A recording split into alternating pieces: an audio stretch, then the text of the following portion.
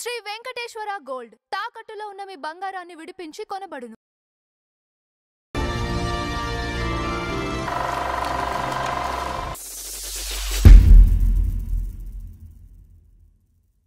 సరే ఈరోజు మన ఫ్లాష్ బ్యాక్ లో మన తెలుగు తొలి నేపథ్య గాయని తొలి బాలసరస్వతి గారు ఓకే అలాగే ఫస్ట్ లో కూడా మళ్ళీ సేమ్ లలిత సంగీత గాయనిగా కూడా ఫస్ట్ లో ఆవిడకి గుర్తింపు ఉంది. సో రీసెంట్ గా చనిపోయారు ఆవిడ. అక్టోబర్ 15లో చనిపోయారు. చాలా మంది నివాళులు అర్పించారు. అవును, మనం కూడా అర్పించడం మన ధర్మం. మన దేనిపై ఇచ్చేదంటే మహామహుల గురించి మాట్లాడుకుంటున్నాం కాబట్టి ఆవిడ గురించి కూడా చేసుకోవడం. పైగా ఆవిడ 90 ఏళ్ళు ఇంకొక 3 ఏళ్ళు బతుకుంటే బాగుండేది. 100 అయ్యేది ఒక ఇది ఉండేది. ఇంచేదంటే వీళ్ళందరూ అండి, ఈవిడ కూడానండి. అసలు మనం ఆడవాళ్ళ గురించి చెప్పుకుంటున్నాం కానండి, ఆడవాళ్ళ అహానికి బయనైన వాళ్ళు ఈవిడ కూడా ఒకరు. ఓకే, అహానికి భయంకర బానిసలాగా చూస్తారంటారు చూసారా? ఆ బానిసతో మగవాడి ఇప్పుడు భార్య భర్త చెప్పినట్టే వినాలి, భర్త అడుగులకు మడుగులు వత్తాలి అనేది మన సనాతన ధర్మం, హిందూ ధర్మమో తెలియదు. హిందూ ధర్మం మనం పేరెంట్స్ కూడా వాళ్ళకి ఆడపిల్లలకి కొద్ది నూరు పోస్తారు. అలా నూరు పోసిన వాళ్ళలో అలాగా అహంకారానికి బలైన వాళ్ళు ఈవిడ కూడా ఒకరు. అంటే ఈవిడికి ఎదిరించే ఇది ఉన్నా కూడా ఎదిరించడానికి మనసు ఒప్పదు వీళ్ళకి. సంప్రదాయం మనం పెంచిన సంస్కారం. ఆ సంస్కారం వల్ల వాళ్ళు అన్యాయానికి గురవుతున్నా కూడా ఆ అన్యాయాన్ని ప్రశ్నించే అర్హత ఉన్నా కూడా దాన్ని ఆ హక్కును ఉపయోగించుకొని ఆడవాళ్ళలో ఈవిడ కూడా ఒకరు. బట్ ఆవిడ హ్యాపీగానే లైఫ్ లీడ్ చేశారు. కానీ ఆవిడ మధ్యలోనే ఆవిడ చంద్రుడికి పట్టిన గ్రహణం లాగా ఆవిడ వాయిస్ని మూసేశారు. ఆవిడ అంత మంచిగా అయిన ఆవిడ గ్రేట్ గ్రేట్ గ్రేట్ సింగర్ ఆవిడ. వీళ్ళెవరు ఉండేవాళ్ళు కాదండి ఇప్పుడు మనం చెప్పుకుంటున్న వాళ్ళు ఎవరు. అంత మంచిగా అయిన ఆవిడ. రావు బాల సరస్వతీదేవి గారి ఒరిజినల్ పేరు సరస్వతి అండి. పుట్టినప్పుడు 1928లో పార్థసారథి విశాలాక్షి దంపతులకు మద్రాసులో పుట్టారు. వీళ్ళ తాతగారు, ఈవిడ తాతగారు మద్రాసులో న్యాయవాది, పెద్ద న్యాయవాది ఆయన. ఏమండి, వీళ్ళు అక్కడ పుట్టిన తర్వాత అక్కడ వీళ్ళు బయటికి చదువుకోవడానికి అప్పుడు చదువుకోకుండానే వీళ్ళు ఏం చేశారంటే ఫ్యామిలీ మొత్తం గుంటూరులో వీళ్ళకి ఒక థియేటర్ ఉంది, రత్నమహాలం థియేటర్. ఇదివరకు రత్నమహాలం థియేటర్ అంటే ఆ థియేటర్ చూసుకోవడానికి ఇక్కడికి వచ్చేసారు. గుంటూరు షిఫ్ట్ అయిపోయారు వీళ్ళ ఫ్యామిలీ. తాతగారు తప్ప, తాతగారు అక్కడే ఉన్నారు. మెడ్రాస్లో న్యాయవాది వృత్తి కదా ఆయన అక్కడ సెటిల్ అయిపోయారు ఆయన. ఏమండి, వచ్చిన తర్వాత ఇక్కడ ఈయనకి ఈ రత్నమహాల్లో ఉంది కాబట్టి అక్కడ ఉన్నారు చాలా కాలం. ఆ థియేటర్ని ఏం చేశారంటే వాళ్ళు తీసేసి ఈ నాటకాలు ఆడుకోవటానికి స్టేజ్ కింద తయారు చేశారు వాళ్ళు. థియేటర్ని స్టేజ్ కింద రత్నమహల్ నాటకాలు ఆడుతున్నారు. ఆ నాటకాలు ఆడుతున్నప్పుడు ఈవిడ చిన్నతనం నుంచి ఈవిడ వాయిస్ ఓవర్ కూడా అక్కడ పెరుగుతున్న కొద్దీ ఏదన్నా బ్యాక్గ్రౌండ్ వాయిస్ ఇవ్వాలన్నా కూడా ఈవిడే ఇచ్చేది. ఈవిడ అక్కడ నాటకాలు అలవాటు పడింది. ఈవిడ వాయిస్ చాలా బాగుంది. తర్వాత తండ్రి గురించి చెప్పుకోవాల్సి వస్తే పెద్ద సంగీత విద్వాంసుడు ఆయన. సితార వాయిస్తాడు ఆయన, సంగీతాభిమాని. తన కూతుర్ని ఎలాగైనా గొప్ప వాయిస్ చాలా బాగుంటుంది ఆవిడది, సరస్వతి గారి. చిన్నప్పుడు చాలా బాగుండేది. గుంటూరు షిఫ్ట్ అయిపోయిన తర్వాత ఇలాగా ఈవిడేం చేశారు, సంగీత కళాకారం చేయాలని ఆయనకు ఆశ తండ్రికి. ఏం చేద్దంటే ఆవిడ అంత తీగలాగా ఉండేది, వాయిస్ చాలా బాగుండేది ఆవిడ చిన్నప్పుడు, మరీ బాగుండేది. ఏమండి, ఈ పాటల గురించి చెప్తాను నేను లాస్ట్లో. ఏమండి, ఏం చేశారంటే ఆయన అలత్తూరు సుబ్బయ్య గారిని త్యాగరాజ భాగవతార్ లాంటి సంగీత విద్వాంసుడు ఉన్నాడు ఆయన గుంటూరులో. ఆయన దగ్గర 3 సంవత్సరాల శిక్షణ కర్ణాటక శాస్త్రీయ సంగీతాన్ని నేర్పించాడు ఆయన. నేర్పించాడు, అంతటితో వదిలిపెట్టల, మొత్తం నేర్చుకుంది. చాలా పెర్ఫెక్ట్గా శిక్షణ పొందింది. పొందిన తర్వాత ఇది చాలదు అనుకుని బొంబాయి తీసుకెళ్ళి ఖేల్కర్ అని ఒక ఆయన దగ్గర, తర్వాత వసంత్ దేశాని మ్యూజిక్ డైరెక్టర్ ఉన్నాడు హిందీలో, ఆయన దగ్గర హిందుస్థానీ సంగీతాన్ని నేర్పించాడు. ఆ తర్వాత మళ్ళీ వచ్చి కే పిచ్చిమణి ఆయన దగ్గర వీణ నేర్పించాడు. తర్వాత డానియల్ అని అతని దగ్గర పియానో నేర్పించాడు. అంటే కూతురు మీద ఎంత ఆశ పెట్టుకున్నాడో తండ్రి, దీన్ని బట్టి ఆశించవచ్చు. ఆయన సంగీతం చేస్తూ హార్మోనియం బాగా వాయించేవాడు ఆయన, ఈ సితార కూడా వాయించేవాడు ఆయన. ఏమండి, ఈ తండ్రికి ఆ ఇంట్రెస్ట్. సరే, అలాగా నేర్పించిన తర్వాత 6వ ఏటనే హెచ్ఎంవి రికార్డులో హెచ్ఎంవి దాంట్లో నమస్తే నా ప్రాణనాథ, ఆకలి సహింపజాల, పరమపురుష పరంధామ అనే ప్రైవేట్ గీతాలు పాడించారు, రికార్డ్ చేశారు. ఫస్ట్ బాల గాయని చేత పాడిన ఘనత సరస్వతి గారిది. ఓకే. అప్పుడే కె సుబ్రహ్మణ్యం గారు అనే ఒక మ్యూజిక్ డైరెక్టరు ఈవిడికి బాల సరస్వతి అని పెట్టాడు. ఉత్తి సరస్వతి కాదమ్మా నువ్వు, బాల సరస్వతి అని పేరు పెట్టి అప్పటి నుంచి బాల సరస్వతి దేవి అని పిలవటం మొదలుపెట్టాడు. ఓకే. సతీ అనసూయలో గంగ పాత్ర వేసింది. గంగ పాత్ర వేసి బలిజేపల్లి లక్ష్మీకాంత గారు రాసిన ఏదో కలిసిపోతముల పాలైతువేదని అంటే ఈ గంగ భూమిలోకి వచ్చిన తర్వాత ఈ డట్టు ఇది ఉంటుంది కదండి, డస్ట్ మట్టి ఇదంతా ఆ పాలైతువే గంగమ్మ అని చెప్పి దాంతో ఆ గంగ తనే బాధపడుతూ పాడే పాట పాడింది. ఈవిడే పాడింది. కలుషభూతముల పాలైతువే అంటూ, పాలైతేనే అంటూ గంగ పాడిన పాట అనమాట. గంగ పాత్ర వేసింది ఏమండి. తర్వాత ఇలా ఉంటుండగానే ఈవిడ ఈ చిన్నతనంలోనే ఈ 1944లో మద్రాసు ఆకాశవాణిలో ఈవిడ పాడింది. 1948లో విజయవాడ ఆకాశవాణిలో పాడింది. 2 చోట్ల, మద్రాసులోను ఇక్కడ కూడా. సో ఆకాశవాణిలో ఫస్ట్ పాడిన గాయనిమణి కూడా ఈవిడే, లలిత సంగీతాన్ని. ఏమండి అక్కడికే సాలూరు రాజేశ్వరరావు గారు కూడా వచ్చి పాడుతూ ఉండేవాడు ఈ రేడియో స్టేషన్కి. అప్పుడు వీళ్ళిద్దరు కలిసి పాడుతూ ఉండేవాడు లలిత సంగీతాన్ని. వీళ్ళిద్దరు కలిసి ఎలా పాడేవాడు అంటే దేవులపల్లి కృష్ణశాస్త్రి గారు, బసవరాజు అప్పారావు గారు, ఆరుద్ర గారు, తర్వాత ఇంకొక ఆయన హనుమత్ శాస్త్రి, జానమద్ది హనుమత్ శాస్త్రి గారు, వీళ్ళందరితో రాసిన పాటలన్నీ వీళ్ళిద్దరు కలిసి పాడేవాళ్ళు. వీళ్ళిద్దరికి వాయిస్లు బాగా మ్యాచ్ అయినవి కూడా చాలామంది మెచ్చుకున్నారు.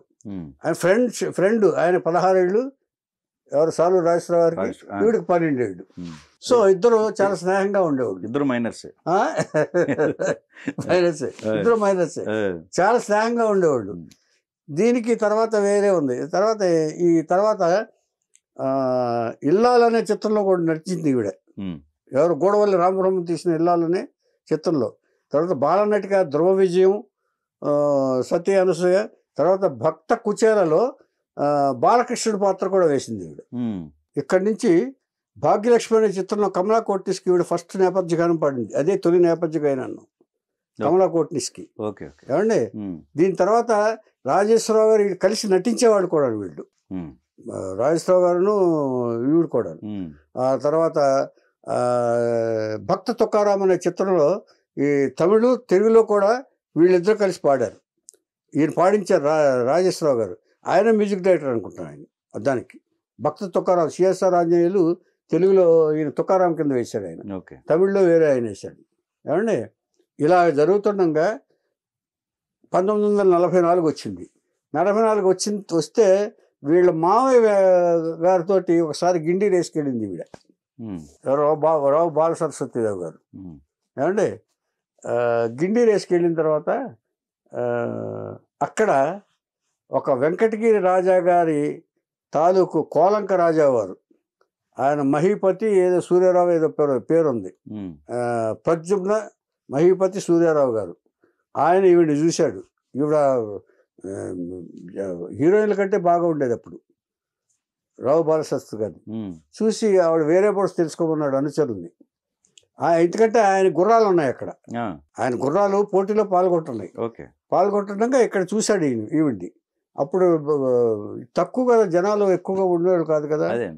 రాజాగారు చూశారు. రాజాగారు మంది మార్పులతో వచ్చేటప్పటికి అక్కడికి అంత అట్రాక్షన్ కదా, అంత గౌరవం రాజావారు వచ్చేటప్పటికి కోలంక రాజావారు అంటారు ఆయన. ఆయన వచ్చి చూశారు. చూసిన తర్వాత ఎంక్వైరీ చేశాడు ఎవరు ఆవిడ అని. వన్ డే ఫైన్ మార్నింగ్ రాజాగారు ఫ్యామిలీతో మంది బార్ములతోటి సరస్వతి బాల సరస్వతి గారి ఇంటికి వచ్చారు. వచ్చి మీ పాటకి మేము అభిమానులు, మీరు పాడితే వినాలని వచ్చాము అని అన్నారు. ఈ తండ్రికి అనుమానం వచ్చింది, పాడటం రాజావాడు ఇంటికి రావటం ఏంటి అసలు అని తండ్రి డౌట్ పడ్డాడు. తర్వాత పాట ఇది అయిన తర్వాత ఆవిడ పాటకు నేను అభిమాని కాబట్టి ఆవిడని పెళ్లి చేసుకుందాం అనుకుంటున్నాను అన్నాడు ఆయన. తండ్రి సమాధానం చెప్పలేదు. అది డిసైడ్ చేయాల్సింది నేను కాదు, మా అమ్మాయి అన్నాడు. ఓకే. అప్పుడు చాలా రాయల్గా చెప్పాడు ఆయన. చెప్తే ఆవిడ దగ్గరికి వెళ్ళి చెప్పాడు, మేము ఇది మీరంటే అభిమానం, మరి నేను నేపథ్య గాయను నేను నాకు సంగీతం అంటే ప్రాణం, మా నాన్నగారి ఇష్ట ప్రకారం నేను సంగీతం నేర్చుకున్నాను, ఆయన కోరిక నేను సంగీతజ్ఞురాలు కావాలని, అంచేత నేను సంగీతాన్ని మాత్రం వదిలిపెట్టినాను. ఓకే, మేము కూడా సంగీతం అంటే ఇష్టం, మాకు సంగీతం కావాలి, అందుకని మీ అభిరుచికి మేమేం అడ్డు పెట్టం, మీరు ఒప్పుకుంటే చాలు అని ఏదో ఒక రాజావారి లెవెల్లో చెప్పాడు ఆయన. సరే సరే చేతికి వచ్చిన సంబంధం రాజాగారు అప్పట్లో 15 ఏటకి పెళ్లి చేసేవాళ్ళు కదా. అంచేత సంబంధం వచ్చింది కాబట్టి దాన్ని కాదంటానికి ఎవరికి ఏ అడ్డంకి దొరకల, కారణం దొరకల. అంచేత రాజాగారు వచ్చారు కాబట్టి కొంచెం ఇదే. కానీ వయసు 19 ఏళ్ళు ఎక్కువ ఈయనకంటే, ఈవిడకంటే 19 ఏళ్ళు ఎక్కువైనా కూడా ఒప్పుకుని రాజాగారు అడిగారు కాబట్టి ఎందుకు వాళ్ళతో గొడవలు అనుకున్నారో ఏమిటో మరి వాళ్ళు ఒప్పుకుని పెళ్లి చేశారు. 44లో పెళ్లి చేశారు. పెళ్లి చేసిన తర్వాత అక్కడి నుంచి వరుసగా పాడటం మొదలుపెట్టింది ఈవిడ. ఆయనకి ఇష్టం అనుకుంది కదా, ఇష్టం అని చెప్పారు కదా, నేను పాడతానని చెప్పింది కదా, వాళ్ళ ఇంట్లో వాళ్ళకి ఇష్టం లేకపోయినా ఈవిడ వస్తూ పాడుతూ వెళ్తున్నది. ఒకసారి ఈ పేపర్లో వేశారు ఈవిడ పాడిన పాట. ఈవిడ పాట పాడు చాలా బ్రహ్మాండంగా, ఆవిడ వాయిస్ అసలు ఏదో గంధర్వ గాయనలాగా ఉంది ఆవిడ అని పొగుడుతూ పేపర్లో రాశారు.